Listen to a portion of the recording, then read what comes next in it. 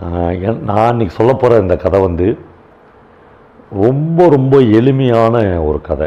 எப்பயுமே ஜெயந்தனுக்கு வார்த்தை விளையாட்டுகள்லையோ கவித்துவமாக தன்னுடைய சொற்களை அமைக்கணும் அப்படிலாம் அவர் என்றைக்குமே பிரியப்பட்டதே கிடையாது.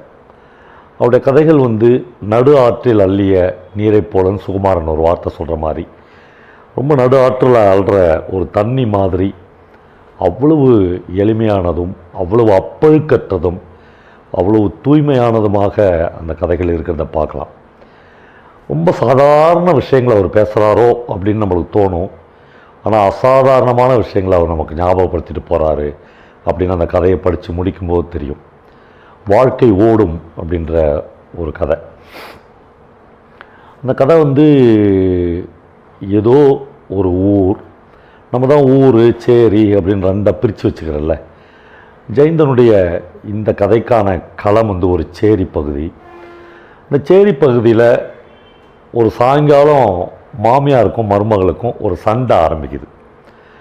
அந்த சண்டையினுடைய ஒரு இறுதி கட்டத்தை அதை நெருங்கும்போது இந்த குப்பிக்கிழவின்ற அந்த மாமியாருக்கு தோணுது, இந்த சண்டையில் வந்து வள்ளி ஜெயிச்சிட்டாலோ, வள்ளி தான் அவருடைய மருமக, நாம் ஏதோ ஒரு வகையில் தோக்கடிக்கப்பட்டோமோ அப்படின்ற அந்த இருமாப்போடு அவள் மருமகளை பார்க்குறா. நான் என்னடி கேட்டேன், பிள்ளை ஏன் இப்படி அடிக்கிறேன்னு தானே கேட்குறேன், அதுக்கு ஏன் இந்த பேச்சு பேசுகிற அப்படின்னு அவள் ஆரம்பிக்கும்போது வள்ளி அதுவரையிலும் தேக்கி வச்சுருந்த ஆங்காரத்தோடு பதில் சொல்கிறா. ஏன் பிள்ளடி, நான் அடிப்பேன், நீ அதை அடிப்பேன் கொல்லுவேன், நீ ஏன் அதை கேட்குற அப்படின்னு கேட்குறோடனே இப்போ வந்து வள்ளியை ஒரு லீடு எடுத்து கொடுத்துட்டா குப்பிக்கிழவிக்கு. என் பிள்ளைய நான் அடிப்பேன் அப்படின்னு நிறுத்தியிருந்தால்னா அது சாதாரணம், என் பிள்ளைய நான் அடிப்பேன் கொல்லுவண்டி, நீ யார் கேட்குறதுனே இதான் கரெக்டான இடம் அப்படின்னு உடனே குப்பிக்கிழவி சொல்லுவா. ஆமாம், நீங்கள் வந்து கொல்லு, நீங்கள் எல்லாம் கொல்கிற வம்சம்தாண்டி, கொலகார வம்சம்தானேன்னு சொல்லுவாள்.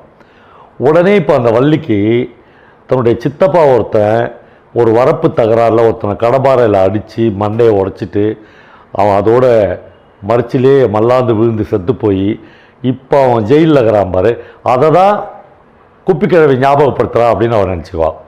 ஆனால் இதெல்லாம் இல்லை, உங்கள் குலகார வம்சம்தான் அவன் சொன்னாலும் வழிய இவளுக்கு இப்போ அப்படி தோணும்.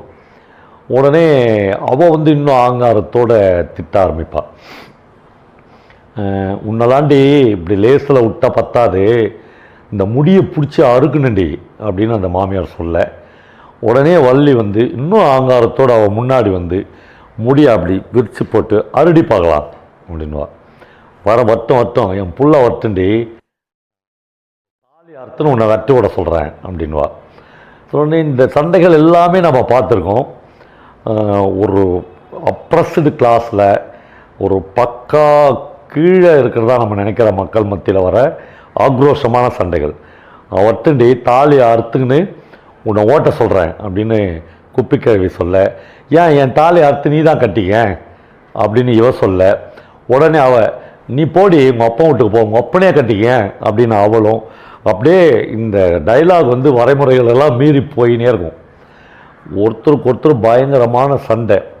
எதிர் வீட்டில் வந்து பழனிக்கிழவன் அப்படின்னு ஒரு கிழவன் உட்காந்துன்னு ஐய எப்போ பார்த்தாலும் இந்த சேரியில் ஆம்பளைன்னு இல்லை பொம்பளைன்னு இல்லை, எப்போ பார்த்தாலும் சண்டை தான் அடி, யாராவது ஒருத்தி விலைக்கு விடு அப்படின்னா வேலாயின்னு ஒரு பொம்பளை வந்து இவங்க ரெண்டு பேரையும் விலைக்கு விடுவாள்.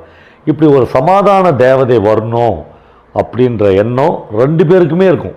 இப்படி ஒரு சமாதான தேவதை வந்து நம்ம ரெண்டு பேருமே விலைக்கு விட்டால் நல்லாயிருக்கும், இதோடு அடங்கிடலாம் அப்படின்றதுக்கு கரெக்டாக அந்த வேலாயி வந்து ரெண்டு பேரையும் இப்போது விலைக்கு விட்டு உட்காருப்பாள். இப்போது இவ ஒரு மூலையில் அவள் ஒரு தென்னையில் குப்பிக்கிழவி ஒரு தென்னையில் அப்படியே உட்காந்துப்பாங்க. ராத்திரி 10 மணிக்கு போல் அந்த சின்னையான்ற வள்ளி வீட்டுக்காரனும் குப்பிக்கிழவனுடைய பையன் அவன் வந்து வேலையை முடிச்சுட்டு வருவான். வந்தவுடனே எங்கேருந்து இந்த சண்டை கதையை ஆரம்பிக்கலாம் அப்படின்னு ரெண்டு பேரும் மனசில் ஒரு கணக்கு போடுவாங்க. எப்படி சொன்னால் அவன் வந்து நமக்கு சப்போர்ட்டாக நிற்பான் அப்படின்னு வள்ளியும், எங்கேருந்து ஆரம்பித்தா அவன் வந்து புள்ள வந்து தனக்கு சப்போர்ட்டாக நிற்பான்னு குப்பிக்கிழவியை நினச்சின்னு இருக்கும்போது அவன் வந்து செருப்பை வந்து கழட்டுவான். அந்த செருப்பு கழட்டுற தன்மை இருக்குல்ல, அது வந்து ஒரு 4 அடி தூரத்துக்கு செருப்பை விசிறடிச்சு சமமாக இருக்கும். இவங்க 2 பேருமே ஆஃப் ஆகிடுவாங்க. ஏன்னா அந்த மாதிரி அவன் செருப்பை கழட்டினான்னா அவன் இதை விட ஒரு உக்கிரமான சண்டையை வெளியில் பண்ணிட்டு வந்துக்கிறான்னு அர்த்தம். அப்போ வீட்டில் வந்து அவங்ககிட்ட இன்னும் கொஞ்சம் தூண்டி விட்டால் கொலையே விழுந்துடும். அதனால் 2 பேரும் இந்த சண்டையை இப்போ சொல்ல வேணாம் அப்படின்னு அமைதியாக இருப்பாங்க. நான் வந்து உட்காந்துட்டு தென்னையில் உட்காந்து வள்ளியை பார்த்து சொல்லுவான், ஒரு பீடி எடுத்து வச்சுக்கின்னு போய் நெருப்பெட்டி எட்டுன்னு வருவான். அவள் உள்ளே போய் பார்ப்பா, நெருப்பெட்டி இருக்காது. அடுப்பில் ஒரு சுள்ளி எரிஞ்சுனுக்கும், அதை அணைச்சி எட்டுன்னு வருவாள். இவன் சொல்லிலேயே பீடியை பற்ற வச்சுன்னு எங்கடி நெருப்பு கட்டே அப்படின்னு கேட்பான். நெருப்பெட்டியே இல்லை. என்னடே வாழ்க்கை வாழறோம் அப்படின்ட்டு கொஞ்ச நேரம் பொறுத்து பிள்ளைங்களாம் தூங்கிடுச்சா, 2 பிள்ளைங்க அவளுக்கு, பிள்ளைங்களாம் தூங்கிடுச்சா அப்படின்னு கேட்பான். தூங்கிட்டாங்க அப்படின்வா.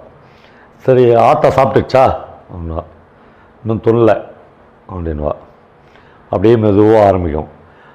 இன்னும் துணலை அப்படின்னே ஆத்தாவே பார்த்து ஏன் துணிட்டு படுக்கிறது அப்படின்வான். உடனே தில்லாம் அப்படின்வா. அந்த துள்ளலாம் அப்படின்ற வார்த்தையிலேயே ஏதோ ஒரு பிரச்சனை புகஞ்சிக்குது அப்படின்னு அவனுக்கு தெரிஞ்சிடும். நிலைமை நல்லா இருந்திருந்தா செருப்பு அவன் ஒழுங்காக கட்டியிருந்தான்னா இந்த மானங்கிட்ட சோறு தின்றதை விட நான் சாவலான்டா அப்படின்னு கேள்வி சொல்லியிருக்கோம். ஆனால் நிலைமை சரியில்லைன்றதுனால துள்ளலாம் அப்படின்னும். ஏண்டி அவளுக்கு சோறு போட்டு கூட அப்படின்வான்.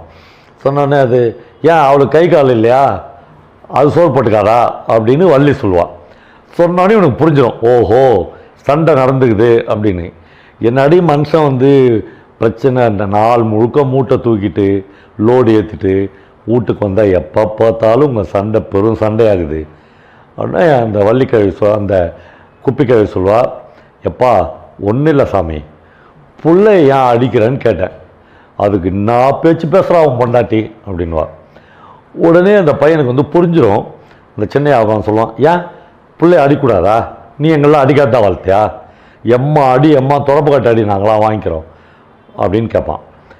இப்போது குப்பிக்கிழவிக்கு இவன் டக்குன்னு நம்மளை வந்து மல்லாக்க வீழ்த்திட்டானே, இவன் அடுத்தது என்ன பண்ண, எப்பா பொய்யடி மெய்யடின்னு ஒன்று இல்லையா சாமி, அதுக்குன்னு கண்டதையும் எடுத்து அடிச்சிட்றதா அப்படின்னா அவன் அப்படியே திரும்பி எதிரடி அடிச்ச அப்படின்னு கேட்பான்.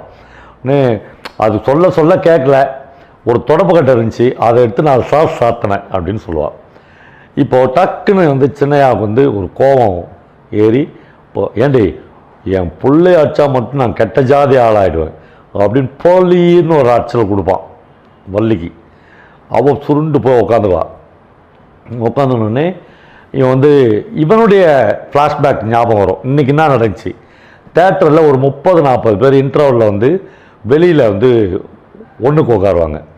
உட்காந்தோன்னா அந்த தேட்டர் சிப்பந்தி வந்து இங்கே ஒன்றுக்கு உட்காரக்கூடாது, ஒன்றுக்கு உட்காரணும் கத்தினே இருப்பான். நீ அதை நான் ஆயா கத்திக்கிடா எங்களுக்குண்ணா அப்படின்னு எவனுமே எழுந்திருக்க மாட்டான். கரெக்டாக இவன் ஒரு பீடி பிடிச்சிட்டு போய் வேஷ்டி விளக்கிட்டு கீழே உட்கார்ந்த உடனே அதுவரையிலும் வாயில் பேசினிருந்த அந்த சிப்பந்தி இவனுக்கு கீழே கையை கொடுத்து இவனை தூக்கி விட்டுருவான். ஒன்றுக்கு போகாமலே இவன் ஏஞ்சிக்குவான். அந்த ஆத்தத்தில் 4 ஷாட் சாத்துவான் அவனை. அப்புறம் தேட்டருக்காரங்களாம் சேர்ந்து இவனை சாத்துவாங்க. இந்த பெரிய யுத்தம் முடிச்சுட்டு தான் 2வது யுத்தத்தை பார்க்குறதுக்கு இவர் வீட்டுக்கு வந்திருப்பார். ஒரே பிரச்சனையும் அதுவுமா இருக்குமா. உடனே இந்த அம்மா சொல்லுவா, எப்பா சாமி இவன் கூட என்னால் வாழ முடியாது சாமி, என்னை போய் செல்லாய் வீட்டில் விட்டுரு. செல்லாய் வந்து அவன் மருமக. உடனே அவன் சொல்லுவான், ஏன் கொண்டாங்குடுத்தவன் வீட்டில் அவன் பெத்த அம்மாவை விட்டுட்டு அவன்கிட்ட என்னை பேச்சு வாங்க சொல்கிறியா அப்படின்வான்.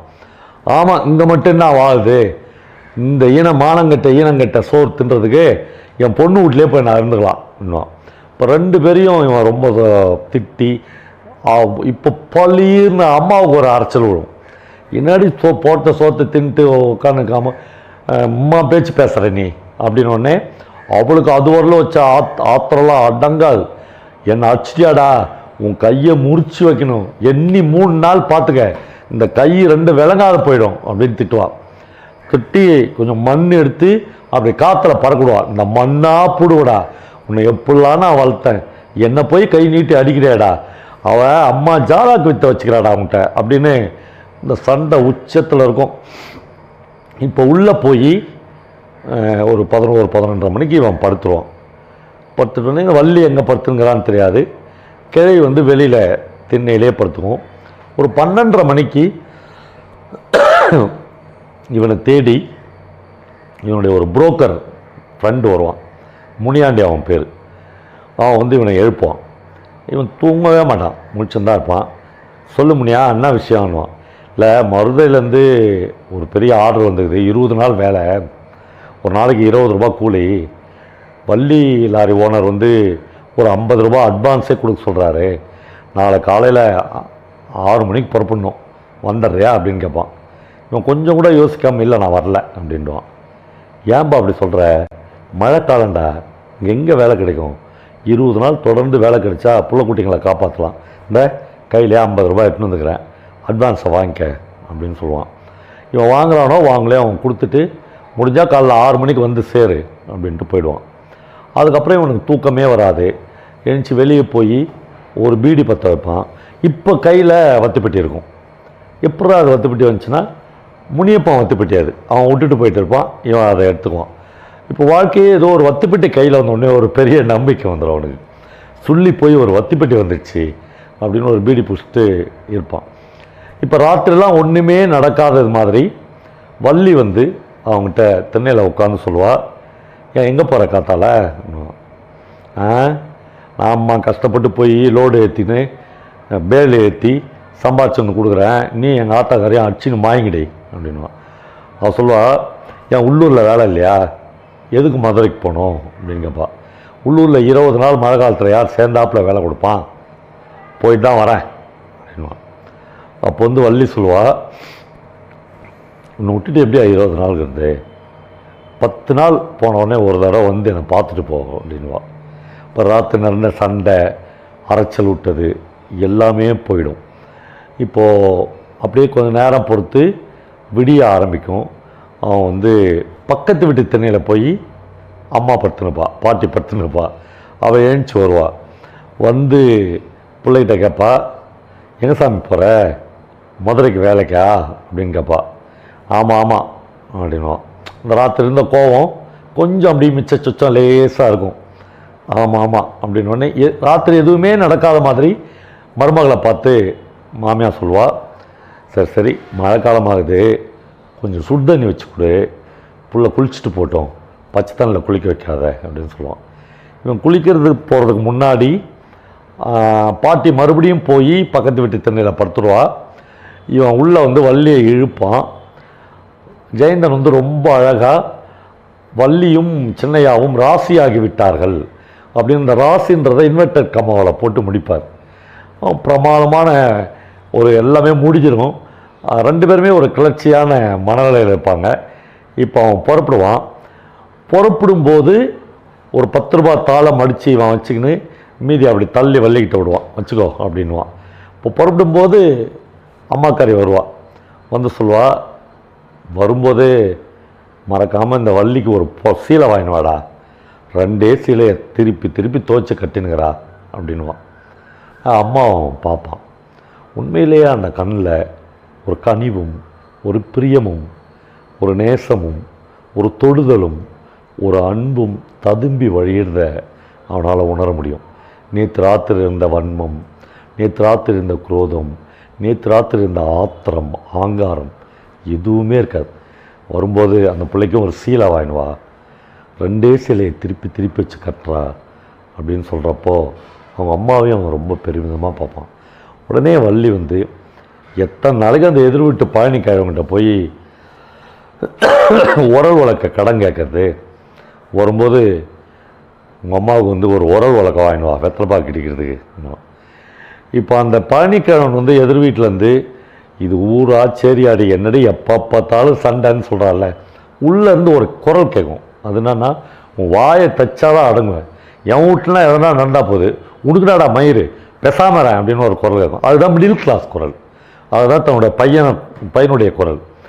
உலகம் எப்படி கெட்டு போனால் உனக்குன்னா, எவன் சண்டை போட்டானா உனக்குன்னா, நீ சாப்பிட்டுக்கோ நீ வாழ்ந்துக்கோ என்கிற மத்தியத்தர வாழ்க்கையினுடைய ஒரு குரலாக அந்த அந்த பழனிக்கிழவனுடைய பையனுடைய ஒரு குரல் கேட்கும். ரொம்ப ஒரு கனிவான மனநிலையில் ராத்திரி இந்த 3 பேரும் அவ்வளவு சண்டை போட்டுட்டு ஒருத்தரை எப்படி வீழ்த்தலான்னு இருந்த அந்த 3 பேருமே வாசலில் நின்று நீ ஒரு சேலை வாங்கினுவானோ, நீ வந்து ஒரு உரல் உலக்க வாங்கினுவானோ, இவன் வந்து 10 ரூபாயை வச்சுக்கின்னு 40 ரூபாயை வள்ளி முன்னாடி தள்ளி விடுறதும், பிள்ளைக்கும் ஒரு கவுன் வாங்கினுவா அப்படின்னு கேட்டப்போ அந்த குழந்தை முழிச்சுக்கும். ஒரு ஆம்பளை குழந்தை வள்ளி வந்து அதை ஆம்பளை குழந்தைய இடுப்பில் வச்சுருப்பா. அந்த அப்பாவுக்கு டாட்டா சொல்லி அனுப்புடா அப்படின்னு சொல்லுவாங்க. அவன் வந்து சொல்ல மாட்டான், அவன் தூக்க கலக்கத்தில் இருப்பான். அட போக்கிரி நாய் சொல்லி அனுப்புடா அப்படின்னு பாட்டி சொல்லுவாள். அதை மட்டும் தெளிவாக அந்த குழந்தை போக்கிரி நாயின்னு சொல்லும். வாழ்க்கை இப்படித்தான் நண்பர்களே. பல தெருக்களில், பல ஊர்களில், பல சேரிகளில், பல இடங்களில், பல தருணங்களில், பல குடும்பங்களில் ஓடிக்கொண்டே இருக்கிறது.